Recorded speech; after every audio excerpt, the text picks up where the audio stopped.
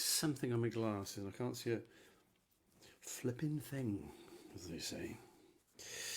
Oh, how are you? How are we all out there? Are we all well? We've been having a bit of a giggle.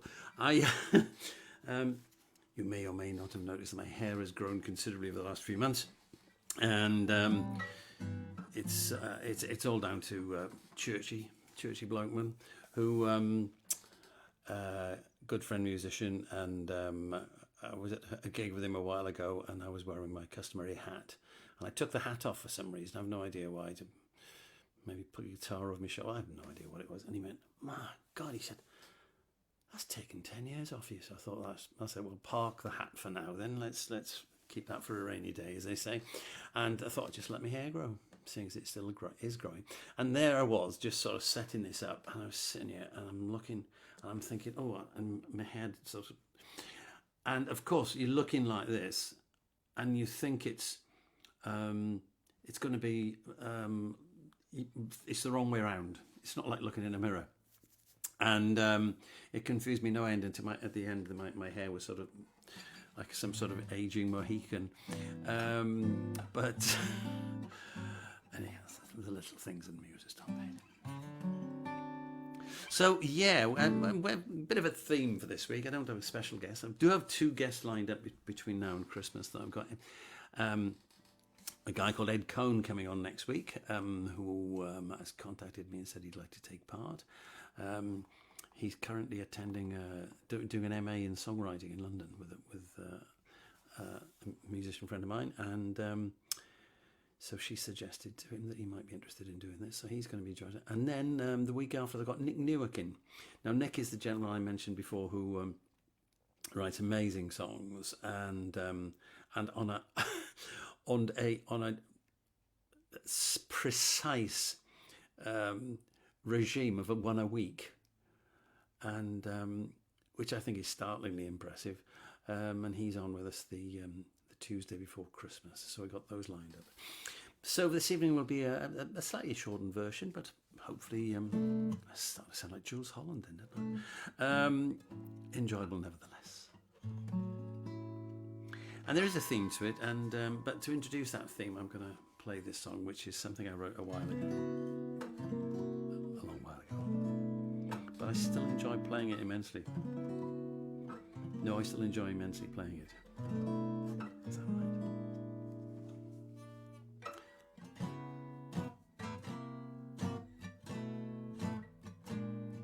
It's early in the morning, the sun is already hot.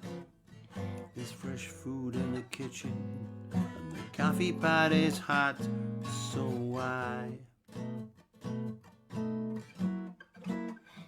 am I feeling blue? No clouds on the horizon, I've got money in the bank. My car is sitting pretty, there's gasoline in the tank. So why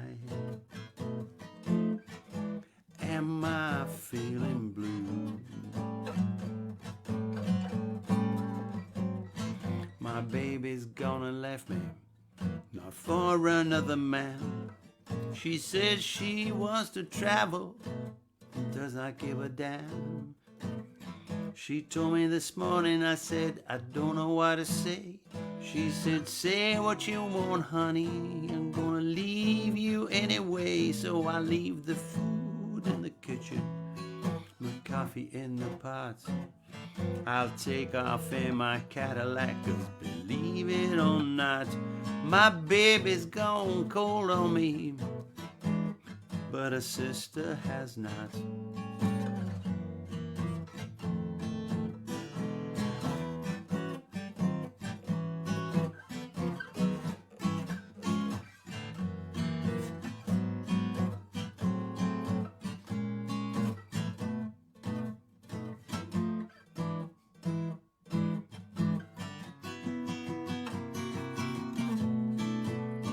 There are big fish in the river, there's grapes upon the vine.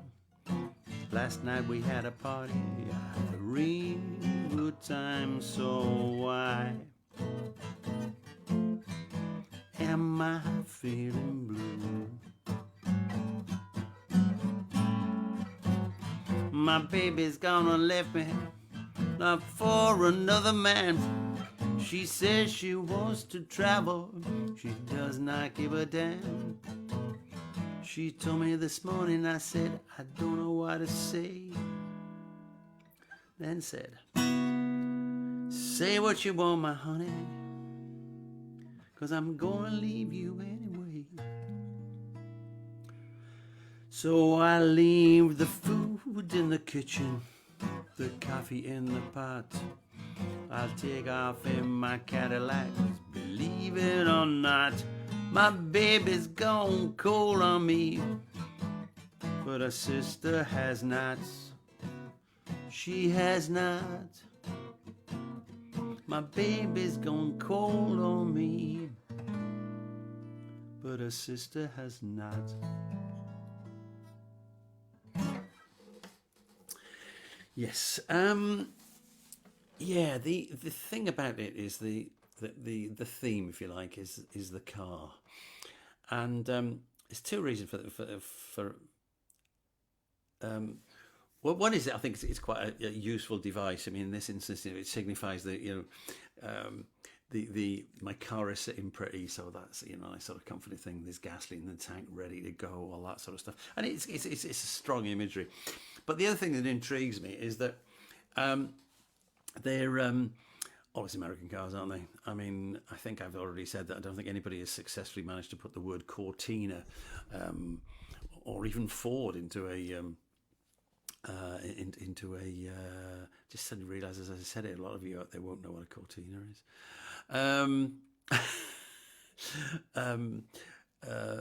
But the line doesn't work anymore because there probably are things with Ford in because American. But there you go. Start again. A tendency to use Americanisms. I in that song I wrote, got gasoline in the tank. I didn't say petrol. Petrol doesn't sound like it. To me, it's not a singable word. My car is sitting pretty. It's not an expression I would use in everyday language. All sorts of stuff in there.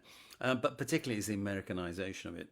And I'll take off in my Cadillac because believe it or not, it's that it just fits. It fits in the genre somehow or other.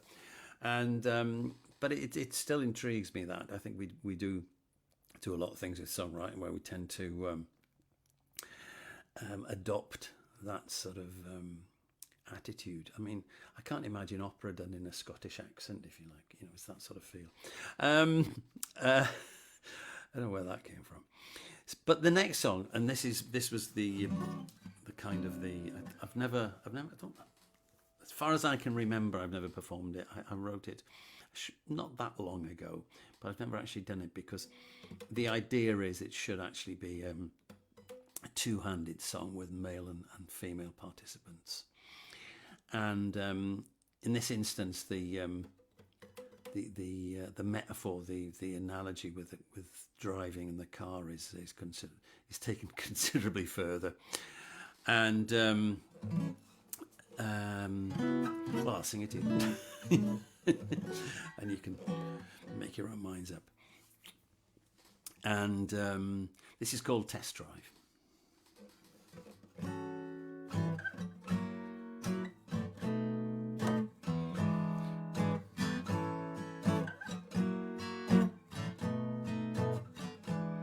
We were sitting at a table, just having a drink,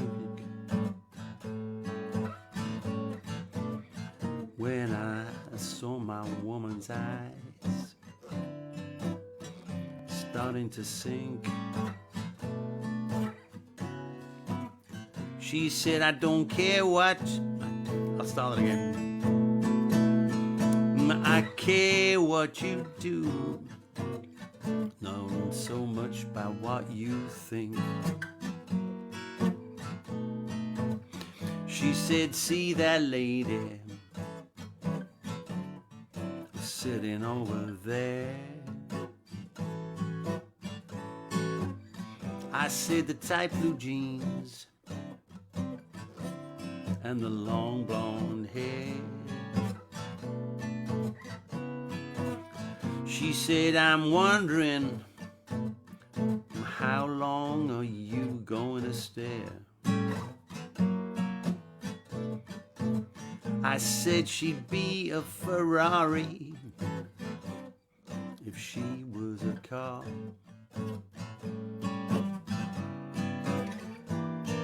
Ready at a touch to take you to the nearest star.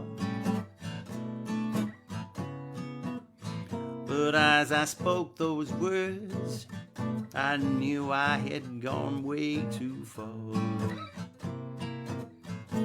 My lady said, you can look at her body, admire her style. You can gaze at her features and enjoy her smile. But don't take no test drive, not even one single mile. I said, thank you, baby, for opening my eyes. I know my mind can wander, I'll tell you no lies.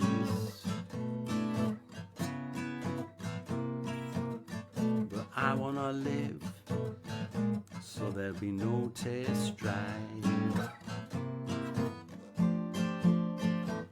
She said, you can check out that coupe, but leave it on the lot. Yeah, they look real pretty, and they growl pretty hot. But think of all the good times you've had with this model you've got. She had one more thing to say. She said, okay, honey, I know your heart is true,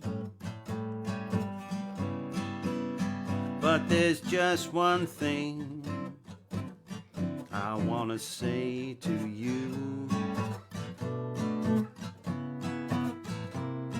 If you take a test drive, I'll be booking quite a few. So don't take no test drive, 'cause that will be the end of you.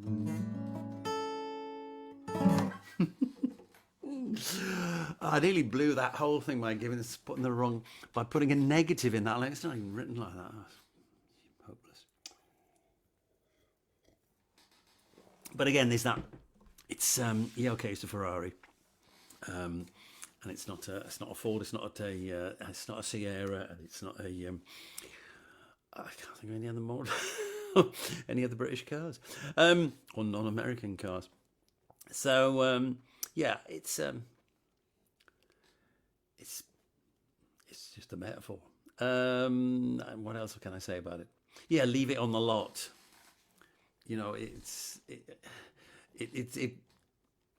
I'm trying to think what there is. Is it Route 66? There's a use of the term lot, meaning the lot outside a garage. Sure, there is. Tell us something. Leave it on the lot. Yeah, I hear that from somewhere. Yeah, it's a very Americanized, but I make no apologies for that. Merely simply pointing it out. So, now the other thing I've been thinking about, one of the reasons why I was thinking about themes and stuff, is that I know other people do these sort of challenges where they sort of post a topic every month or so. I know Talent is Timeless has been doing it for quite some time. And in fact, I did one myself some 10 years ago now, which was called the Creative Challenge, which wasn't just limited to music. They were also included. I didn't have a large number of people involved in it, but I had quite a few. When there were some people who were musicians, some people who were illustrators, some people who wrote poetry even. But the point was, it wasn't really a matter of somebody winning and somebody losing. The idea was that it was just a stimulus to do it. So I've been thinking about trying to revive that. I'm just trying to work out a way of doing it whereby we can you can send stuff in and we can make it visible on the internet. But I don't particularly want it to come in on the feed on this, because I'm trying to limit them, because at the moment I'm seeing a huge amount of stuff coming in from irrelevant irrelevant Facebook pages, trying to sell me all manner of things, or trying to sell everybody all manner of things. So I'd like to try and cut that out. So I'm going to have a think about that, and I might come back with some ideas on that for next week. In the meantime, if any of you got any ideas of what you'd like to have on this sort of on this weekly show. At the moment, I'll be honest with you, in terms of commitment to other things, I'm thinking I might end up doing it just once a fortnight in the new year. But we'll see how it goes. But if there's anything you'd like to see, something you'd like to see less of, i.e. me, I'm not proud. Drop me a line. And as I say, next week we've got Ed Cohn, and the week after we've got Nick Newark. And I'm going to finish with this song, which is the one I did on the TikTok trailer. And it's actually called Steak on the Table. And the origin of the phrase, as the title of the song, is to do with Paul Newman, who was once interviewed. And somebody said, how is it you've been married to the same woman for so long in the Hollywood scenario of promiscuity and what do they call it, serial polygamy? And he said, well, there's no point in going out for a burger when there's steak on the table at home, which I think is a lovely line. I'm not entirely sure that he's being entirely honest. I think he did sneak out for the odd burger. So this is called Steak on the Table.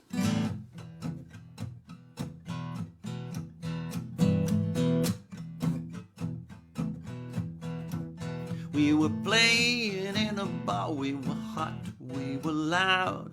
I saw a little face looking at me from the crowd. I could read her mind, knew what she was feeling. Why drink any old tea when I can drink Darjeeling at home? At home. At home.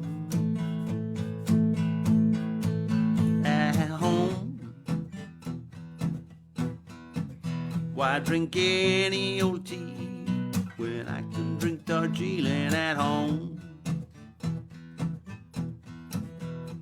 She tried to catch my eye, but I turned away, and a smile would reappear in a flirtatious way. Hard to avoid, she could dance, she could jive, but why would I take a train when the Merc's on the driveway at home? At home. At home. At home. Why would I take a train when the Merc's on the driveway at home? It didn't put her off, it didn't break her stride. That sexy little demon just wanted to ride. I said, honey, I can see you're willing and able, but why go out for burger when there's steak on the table at home? At home. At home.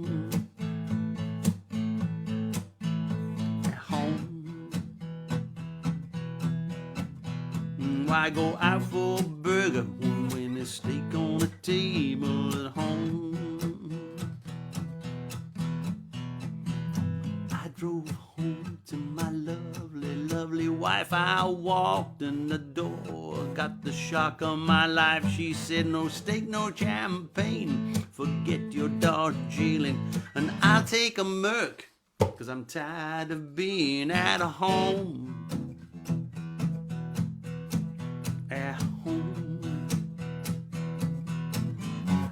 At home.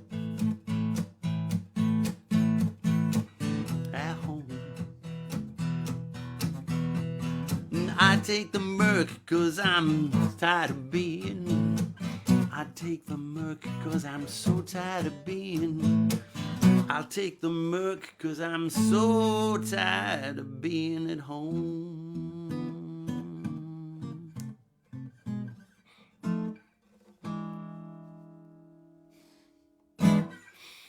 There you go. So yeah, a few references in there, and again, we've got a car which is not American, and not British either. So anyway, that's the idea. Hope you enjoyed it. Hope you're doing well out there. It's freezing cold. Fortunately, not in here, as you can see by the fact that I'm only wearing a t-shirt. One of my legendary. No, I shouldn't say legendary. Actually, that sounds like I invented them. No, just the. What's the word I'm looking for? Notorious.